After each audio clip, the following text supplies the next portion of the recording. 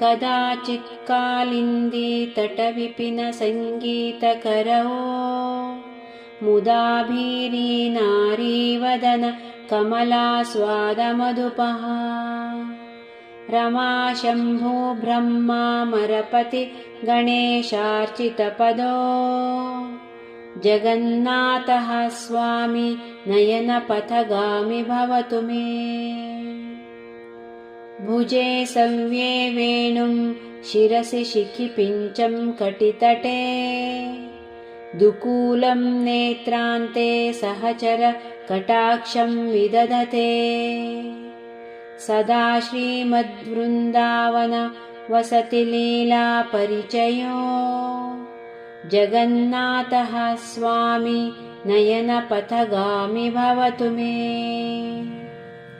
महाम्बोधे स्थिरे कनकरुचिरे नीलशिखरे वसन्प्रासादान्तः सहज बलभद्रेण बलिना सुभद्रा मध्यस्थसकल सुरसेवावसरदो जगन्नाथः स्वामी नयनपथगामी भवतु मे। कृपापारावाराः सजलजलद श्रेणिरुचिरो रमावाणी रामस्फुरदमल पङ्केरुहमुखः सुरेन्द्रैराराध्यः श्रुतिगणशिखागीतचरितो जगन्नाथः स्वामी नयनपथगामी भवतु मे। रथारूढो गच्छन् पथि मिलितभूदेव पटलैः स्तुतिप्रादुर्भावं प्रतिपदमुपाकर्ण्य सदयः दयासिन्धुर्बन्धुः सकल जगता सिन्धुसुतया जगन्नाथः स्वामी नयनपथगामी भवतु मे।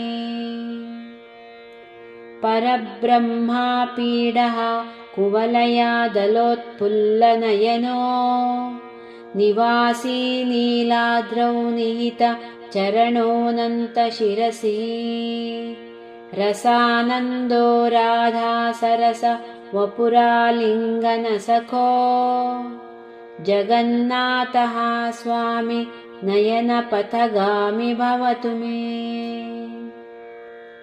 न वै याचे राज्यं न च कनक माणिक्यविभवम् न याचेऽहं रम्यां निखिलजनकाम्यां वरवधूं सदा काले काले प्रमथपतिना गीतचरितो जगन्नाथः स्वामी नयनपथगामी भवतु मे।